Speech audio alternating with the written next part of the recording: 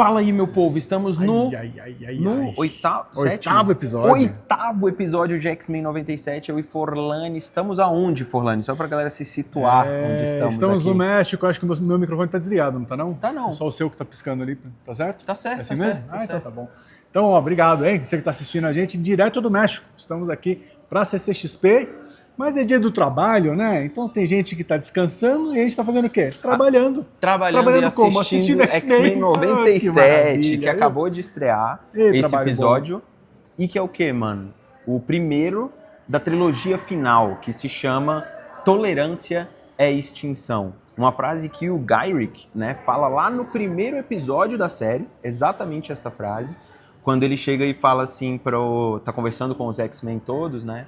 E ele diz o seguinte, tipo, a gente tolera vocês, né, tipo, porque tá na moda, porque é a política da moda do momento, tá no hype, a gente tentar conviver com o diferente. Mas no fundo, a gente não pode ter isso, porque se a gente tolerar vocês, a gente vai ser extinto. Curioso, cara, eu tava ouvindo um podcast ontem, que uma pessoa falava assim, tolerar não é saber conviver com as pessoas. Exato. Você tá só tolerando, você tá só... tá lá, mas tipo, eu não gosto, eu tolero. Não é conviver bem, pacificamente. E é que é tudo que o Xavier sempre lutou. Exato. E daí, do outro lado, a gente tinha o Magneto. O Magneto pregava a extinção dos humanos para que o Homo superior, né, os mutantes, conseguisse ali, sim, a partir daquele momento, ser o novo povo dominante da Terra. Que ele acreditava nisso, nessa questão da evolução e tudo mais. Mas aqui em 97 a gente vê essa troca, né, do tipo, pelo menos em alguns momentos. E, cara, eu vou dizer pra você, assim, quando acabou esse episódio, veio na minha cabeça novamente acho que quase todo episódio vem isso na minha cabeça, mas assim, é impressionante como a Marvel acertou aqui nessa série. Um monte de coisa. Meu Deus do céu, tipo assim, o saldo é... Acho que tem uma outra coisa que você pode discutir e tal, mas assim, o saldo desse negócio aqui como um todo é... Cara, parece tudo que a Marvel sempre precisa, nesses últimos anos, precisava, assim, de ter na essência do super-herói, sabe? E ninguém melhor do que um grupo como os X-Men pra você poder falar sobre a parte dos superpoderes, da ação, da aventura, etc, etc, e também da parte sociopolítica que é tão inerente a esses heróis assim. E eu fico muito, muito impressionado que a série não tem uma vírgula de vergonha de colocar tudo isso sobre toda essa questão de tolerância, de racismo, de evolução e de intolerância política no geral. Medo de inteligência artificial. Muito bom, medo de inteligência artificial e também de você colocar um baita de um novelão ali, bicho, que você fala tem uma hora aqui que o Ciclopes nesse episódio fala, vamos mostrar pra eles o que são Summers. Tipo, mano, sabe? Tipo, é muito... E o Cable, você tem um Porsche, papai? Ele não falou papai, né? Mas tipo, todo o resto ele falou. E os Ciclopes não soltam um sorrisinho assim, papai é foda, né? E tipo, ele no carro, aí o cara em cima, e a Jean aqui. Tipo, mano, é um negócio muito... É o brega bom, sabe? Aquele negócio legal de você ver, Por quê? Porque eu acho que tem uma construção aqui nos personagens que, cara, ela é muito bem feita. Muito bem feita. E esse começo dessa trilogia final aqui, do Tolerância e Extinção, acho que ele traz um peso muito grande, né? Vamos passar pelo que acontece no episódio. Começa ali com os X-Men vendo o vazamento daquela filmagem do Xavier lá no Império Shi'ar. E a gente... Que mostra que ele estava vivo, né? Que, tipo, e daí, eles achavam que na morto. TV eles falam justamente, né? Aí essa imprensa... que gosta de fazer fofoca e tal, falando assim, então os mutantes estavam mentindo, os X-Men estavam mentindo, de que o seu líder tinha morrido e tal.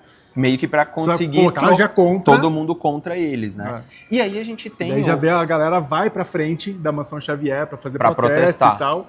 Enquanto isso, o Cíclope, o Cable e a Jean pegam o Pássaro Negro, o terceiro. É verdade. Já destruíram 2, né? É verdade. Pegam o terceiro Pássaro Negro e vão pra casa onde o Bastian cresceu. Eles não sabiam, né? Eles estavam indo pra um lugar onde eles achavam que era o esconderijo do Bastian. Mas chegam era a casa lá e eles da descobrem infância que dele. era a casa da infância dele. Lá a gente já tem um dos primeiros vários easter eggs desse episódio, onde a gente vê Dr. Doom, né, o Dr. Destino, onde a gente vê o Homem-Aranha aparecendo no final, Omega Red, e a gente vê inclusive também o Fera falando sobre Kaja Kamatage, sobre Doutor Estranho, que eles falam do multiverso e tudo mais. O Fera fala, os sábios, os místicos de Kamatage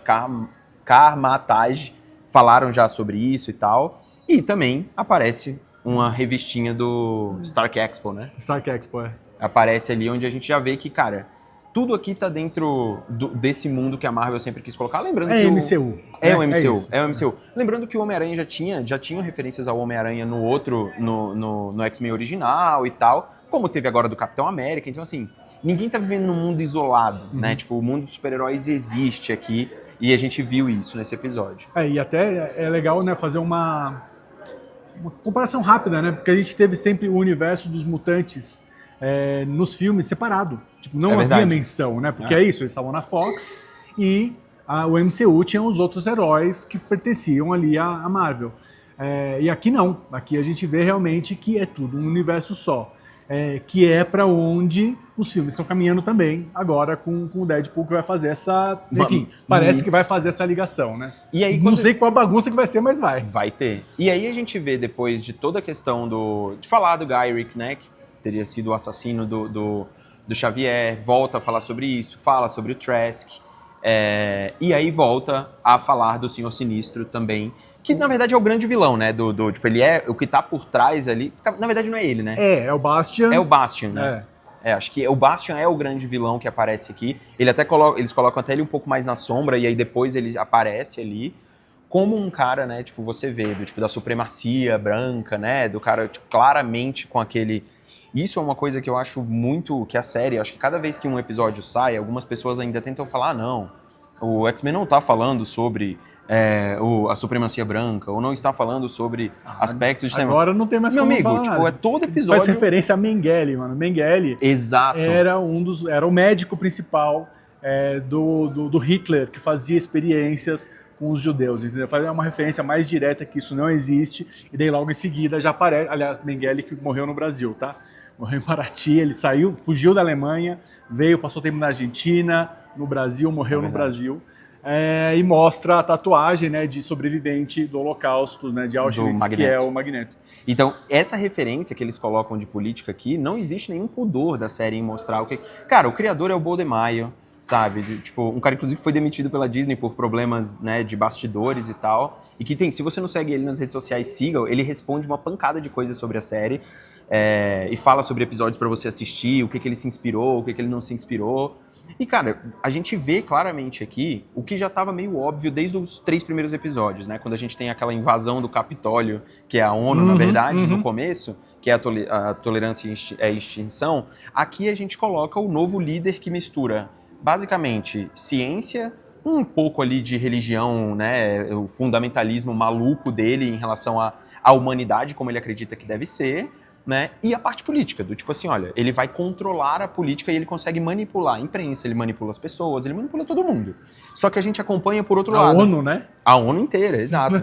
Só que a gente acompanha muito agora o entendimento do que ele está fazendo no plano dele para conseguir colocar essa nova arma biológica, digamos assim, que ele tem, que é a evolução dos sentinelas. Tipo, não dá mais pra você fazer os sentinelas gigantescos, os robôzão que a gente conhece, não. Dá muito na cara, né? Ele fala, tem uma coisa exatamente. Assim, tipo, não, aquilo era muito grande, então vamos fazer um negócio menorzinho aqui. Aí com a nanotecnologia, sei lá o que é que ele usa ali, ele coloca o vírus nas pessoas e fica ali hibernado. Exato. Né? Porque a gente viu, por exemplo, o que aconteceu com o Trask, né? Num momento...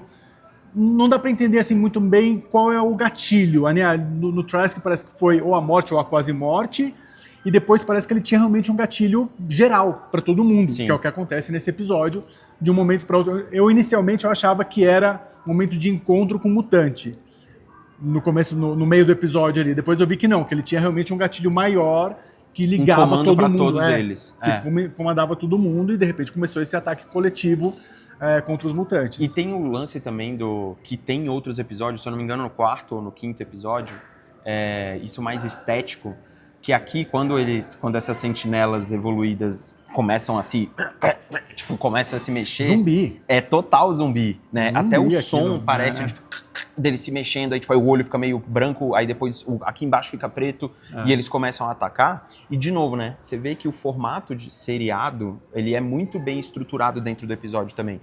além do previously lá, né, do resumo do episódio anterior, você começa com uma tramazinha ali no meio do tipo, vou explicar o que acontece com o Bastion e pra onde eles vão. Aí depois você vê o plano do Bastion, você tem uma grande cena de ação e um gancho no final. Todos os episódios praticamente seguem isso, e que você consegue ver cenas maravilhosas. Pô, a morte do Gambit, no passado, quando teve lá o sacrifício da vampira, né, que ela fez, mesmo a Madeleine Pryor lá no começo, aliás, Pryor e Jean Grey e o Scott Summers e o Cable, mano, esse aqui é o Laços de Família a série é deles, né?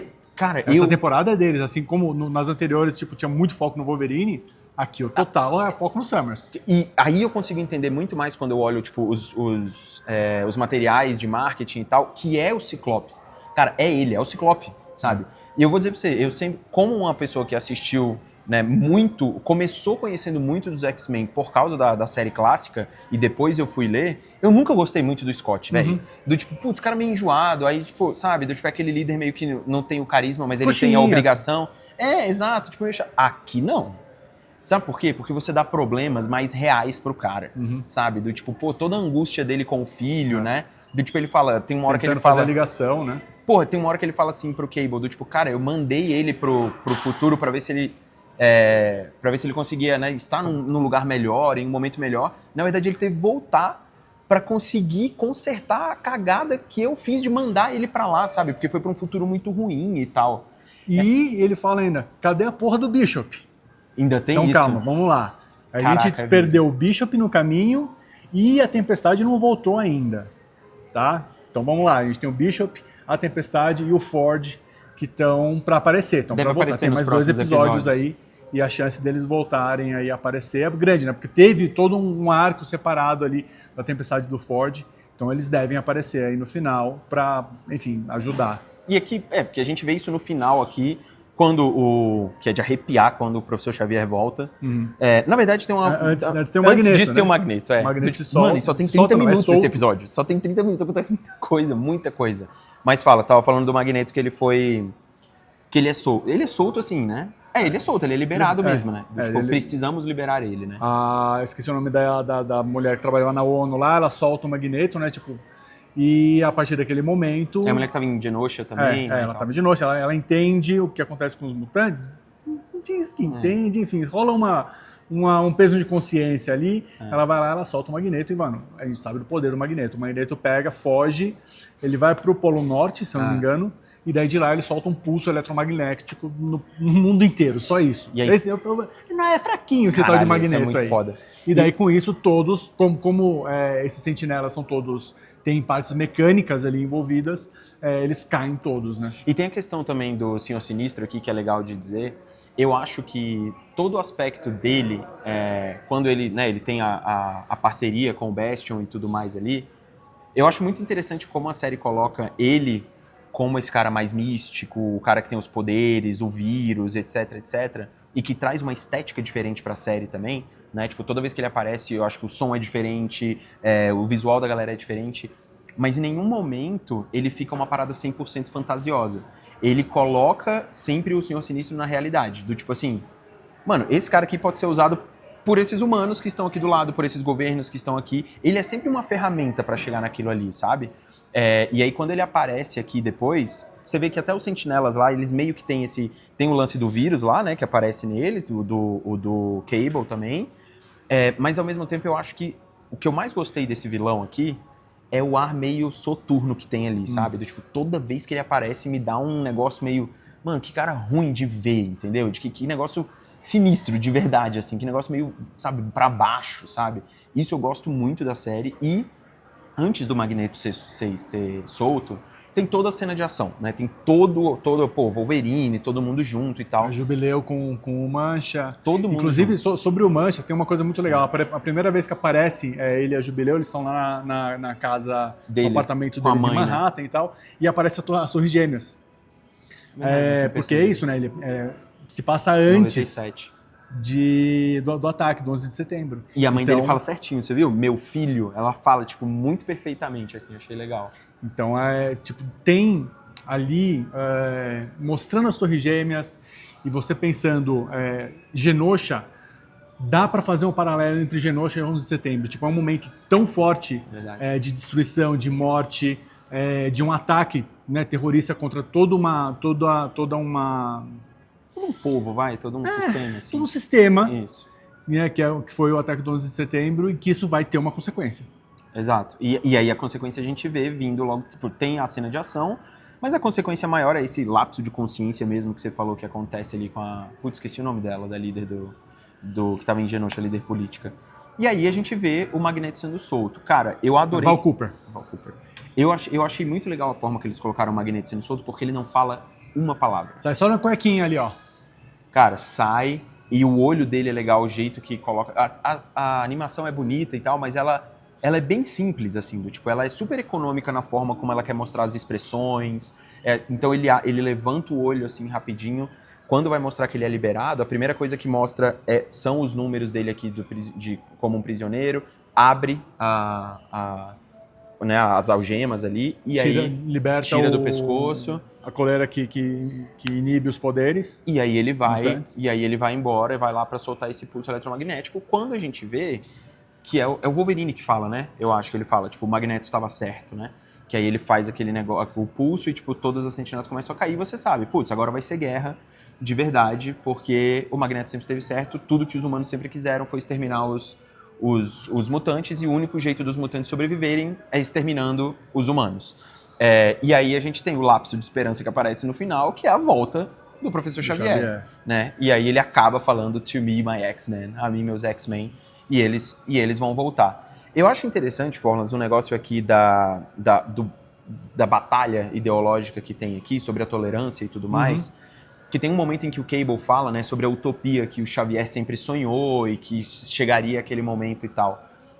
Eu acho muito interessante, nesse episódio, eu acho que depois não vai ser assim, mas a utopia, ela bate no pessimismo realista que nesse episódio tem. Tipo, fica muito claro que, assim, cara, a gente não vai nunca chegar nessa utopia, e a única solução que a gente tem aqui agora é exterminar as pessoas que querem nos exterminar. Isso olhando para a parte dos mutantes, né? E esse é o embate que o roteiro faz aqui. Eu achei super pesado esse negócio, tipo, mano, é assim mesmo? Então, beleza, eu vou matar todos vocês. É basicamente isso. É um momento político que a gente está vivendo hoje em dia, dessa bipolarização. Então, ou você está de um lado ou você está do outro.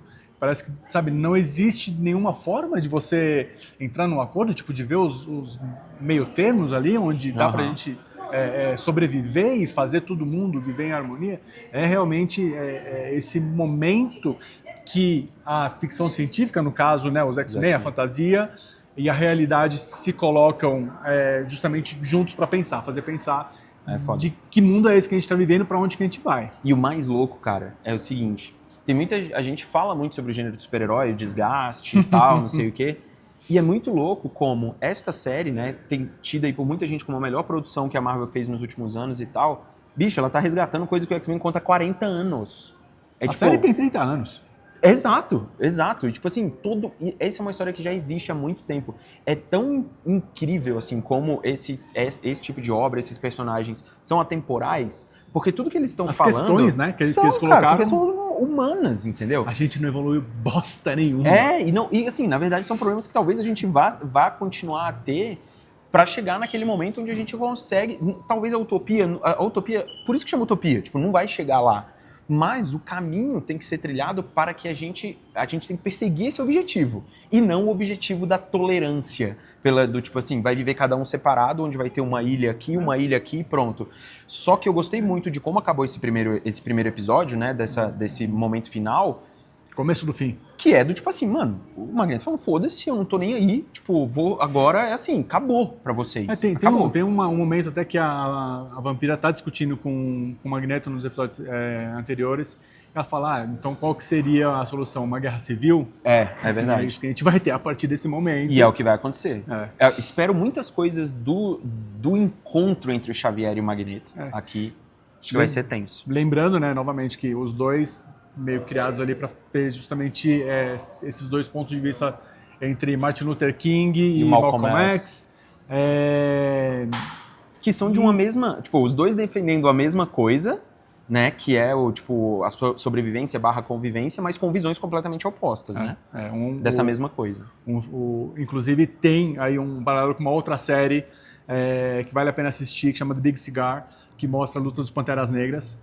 Tá no Apple TV Plus e mostra justamente esse momento de mudança dos Panteras Negras, quando eles falam assim, entre ter que pegar, não é mudança, né? Um pensamento entre você ter que pegar a arma para fazer essa luta, esse mundo virar ou não, ou se você consegue fazer isso pacificamente. É a mesma coisa que a gente está discutindo aqui. E eu acho que isso é dos anos 60, entendeu? Então, é isso, tipo, e querendo ou não, né, do tipo, o Xavier e o Magneto vem muito disso, e eu acho, o que mais me encanta é que, tipo, essa série poderia ter sido só sobre... Ela poderia ter sido simplista entre você falar só sobre essa parte política ou você falar só sobre a parte, sei lá, de aventura e poderes.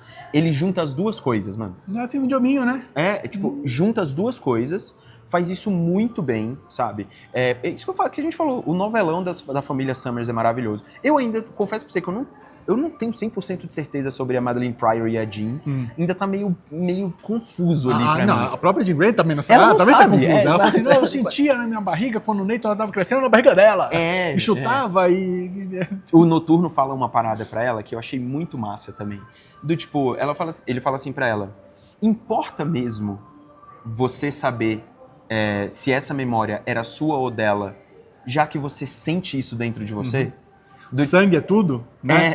Tipo, o sangue é... Ele fala assim, sangue é sangue, família é escolha. Né? Então, tipo assim, o que importa realmente? Eu fiquei pensando muito nessa frase dele. Lembrando que, né, quando o Noturno foi abandonado pela mística, né? Ele fala Exato. isso. A frase dele me lembrou muito a percepção que a gente tem, às vezes, levando pra cultura pop, de filmes e séries.